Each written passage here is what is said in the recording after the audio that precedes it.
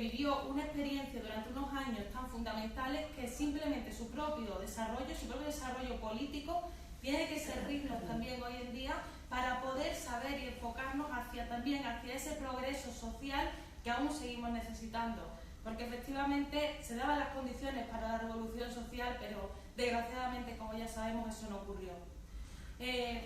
Citando al propio José Díaz, decía: como marxistas-leninistas sabemos dar a nuestra teoría la aplicación certera en cada instante preciso. En ese sentido, creo que es importante analizar, por una parte, cuál era ese instante preciso al que tuvo que hacer frente José Díaz para comprender también cómo aplicó de forma certera, cómo hizo la aplicación certera en cada instante preciso.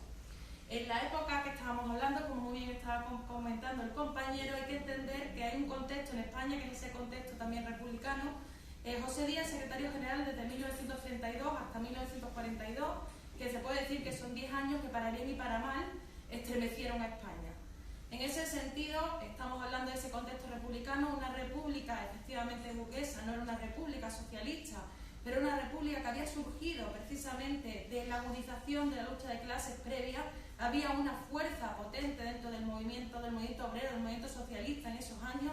sobre todo vinculado a ese sindicalismo, vinculado también a partidos socialdemócratas, anarquistas, pero efectivamente no podemos negar que si la república fue, es porque efectivamente había unas condiciones que habían cambiado dentro de la esfera social. En ese contexto, efectivamente, había que entender muy bien cuál era ese instante preciso, hacer ese análisis concreto de la realidad concreta que realmente, curiosamente, José Díaz, que venía del anarquismo, entendió mejor que otra gente que se dice así marxista-leninista. En ese sentido, también es importante destacar cómo en 1922 se produce la marcha sobre Roma y efectivamente hay un nuevo enemigo, que es el fascismo. Ese nuevo enemigo en España realmente no tiene un peso de masas como el que tuvo en Italia, pero sí se ve como hay una intencionalidad de instrumentalizarlo para acabar con esa fuerza que está ganando el movimiento obrero y esa agudización de la lucha de clases. Se ve ya en ese intento de crear una especie de fascismo artificial que hicieron con la dictadura de Primo de Rivera, que realmente no se parecían en nada, pero esa era la intencionalidad. También se vio cómo se empezaron a producir periódicos que incluían en las fábricas con pensamientos fascistas, que tampoco tuvieron mucho éxito, y también, por supuesto, en la creación de los dos partidos, organizaciones fundamentales de esos años, como fueron Falange, para generar violencia en la calle para distraer y confrontar a ese movimiento obrero, ni siquiera a la República. En ese sentido, hay que entender que hay una cosa que además en la exposición, en uno de los cuadernillos, ponía algo, no recuerdo exactamente, pero es la comprensión que después también José Díaz hace de lo que va a ser la guerra. La guerra se produce en un contexto donde, con las pequeñas reformas de la República, que tampoco eran, insisto, una república burguesa, tampoco eran una gran cosa, con esas pequeñas reformas habían conseguido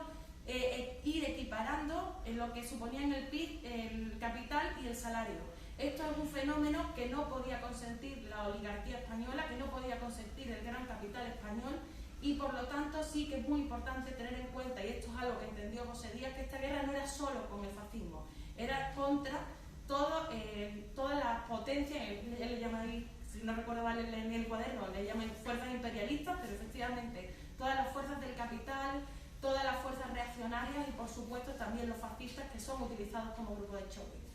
En ese sentido, ¿cuál es el contexto internacional de José Díaz? Que también es importante entenderlo. Estamos hablando de un mundo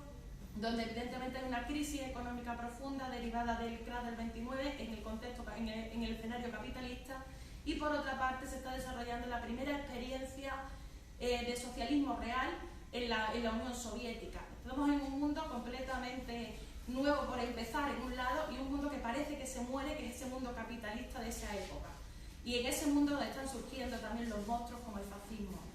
Esto también coincide con el ascenso de los nazis al poder en el año 33, y que también va a determinar, que antes también se ha mencionado, esos debates que se están dando dentro de la Tercera Internacional, que funciona desde 1919 y termina en el 43, por el contexto de la Guerra Mundial, y que realmente también nos presenta un movimiento comunista unitario, un movimiento comunista verdaderamente internacional e internacionalista, donde los partidos más importantes o menos importantes por sus propias estructuras internas en cada país sí tienen un espacio para poder debatir no solamente a nivel nacional, sino poder debatir a nivel internacional qué estaba ocurriendo en el mundo y cuáles eran las estrategias y las tácticas a seguir en ese contexto. Entonces es muy importante ver cómo José Díaz, que era un panadero que venía del anarquismo, había entendido principios del marxismo-leninismo de una forma clara y precisa, y se ve precisamente, sobre todo en la aplicación concreta y certera que hace de algunos elementos. Yo voy a centrarme en tres que me parecen a mí que son muy importantes, pero realmente podríamos hablar de más cosas. Pero son elementos claros y claves en esa época, y yo creo que además también podemos extrapolarlo a la actualidad. Uno de los elementos fue el tema de la cuestión nacional. En la época, igual que ocurre ahora, sabemos que hay un conflicto dentro de España con la cuestión nacional. Un conflicto no resuelto y que desgraciadamente no se ha podido resolver también por el propio devenir histórico. Pero ¿cuál fue la postura que se tuvo en ese momento? La postura que se tuvo en ese momento fue efectivamente esa postura compartida también por la internacional, que aplicaba un poco las mismas teorías sobre las nacionalidades y sobre el marxismo y la cuestión nacional que ya dijo Stalin, o sea, que ya escribió Stalin, y lo aplicaba, intentaba buscar cómo encontrar una fortaleza en la dialéctica que eso creaba. En ese sentido, en España, aparte del Partido Comunista de España, también se funda, por ejemplo, el Partido, espérate si lo digo bien, el PSUV, o sea, el Partido Socialista Unificado de Cataluña. Lo quería decir en catalán, pero lo siento, no me ha salido. Y bueno, y en ese sentido hay que entender cómo José Díaz ve claro, una vez más, esa aplicación certera al instante preciso, ese comprender la realidad concreta para poder transformarla. El no buscar que la realidad se parezca a lo que uno quiere, sino entender esa realidad, ver cuál es la relación dialéctica que se da con la propia lucha, y que sea un elemento transformador, un elemento que sirva, que sume, no un elemento que reste. Entonces, para mí creo que es muy importante y muy destacado la cuestión de cómo se afrontó en ese momento la cuestión nacional, y aprender también a cómo en épocas que pueden parecer mucho más difíciles, mucho más oscuras por muchos motivos, realmente la clarividencia intelectual y política de personas y de militantes como Pepe Díaz estuvo muy clara. Por otra parte, otro elemento que creo que es clave es el Frente Popular. Ya había comentado el compañero anteriormente algo al respecto de esto, pero sí quiero decir también otra cita que dijo José Díaz en un mitin el 9 de febrero de 1936, un mitin para el Frente Popular. Y decía: la papeleta llevada a la urna tiene el mismo valor que los fusiles en octubre en Asturias. Una cosa no excluye a la otra, cada cosa a su tiempo. Efectivamente, una vez más, está explicando todo esto de esa aplicación certera. Una vez más, está diciendo que tan útil fue esa lucha armada en Asturias como tan útil era ir a votar en esas elecciones del 36. Porque esas elecciones del 36 no eran unas elecciones cualquiera, no eran unas elecciones al uso. No se trataba de conseguir o no conseguir un escaño. De lo que se trataba verdaderamente era de entender esa relación dialéctica que se estaba dando en la propia sociedad española. Ese Frente Popular que efectivamente surge a raíz de esa experiencia francesa, surge por ese auge del fascismo, conlleva algo que podía incluso parecer contradictorio, que es una alianza con los socialdemócratas, con los que se habían enfrentado y habían surgido de ahí los partidos comunistas, para enfrentar a ese enemigo común, suponía entender, una vez más, entender la realidad social y como un cirujano saber intervenir en ella para poder buscar con ello la transformación, para poder conseguir con ello cambiar el estado actual de las cosas. En ese sentido, es cierto que la Internacional, hasta su 7º congreso, lo que había apostado era por el Frente Único Proletario, es decir, por la unidad, pero solamente dentro de los sectores revolucionarios, y esto cambia, pero no cambia, porque realmente la apuesta siempre será la misma, que la actuación dentro de esos frentes, pero sabiendo reconocer tus propios principios y pudiendo, y ganándote y mereciendo poder ser vanguardia de los mismos. En ese sentido, creo que también podemos ir a la posición de la vanguardia del PC durante la Guerra Nacional Revolucionaria, que también es un concepto interesante, porque realmente no supone solamente recoger ese trabajo que se ha hecho, sino que también supone, como decía antes, haber entendido qué significaba esa guerra. Esa guerra fue, muchos la ven como un prolegómeno de lo que fue la Guerra Mundial. En cierto sentido vemos que son los mismos grupos enfrentados. Pero no solamente fue eso. Esa guerra buscaba aplastar una revolución en marcha que se estaba dando en España poco a poco, que no se había dado por la República, que no se había dado por las papeletas, que no se había dado por la Revolución de Octubre, pero que todo eso estaba encaminando a este pueblo, un pueblo que tuvo que resistir hasta morir durante 3 años de guerra contra el fascismo nacional e internacional, para que pudieran frenar ese proceso revolucionario en marcha. Para frenar la revolución en España hizo falta que haya 150.000 personas en cunetas que siguen estando allí.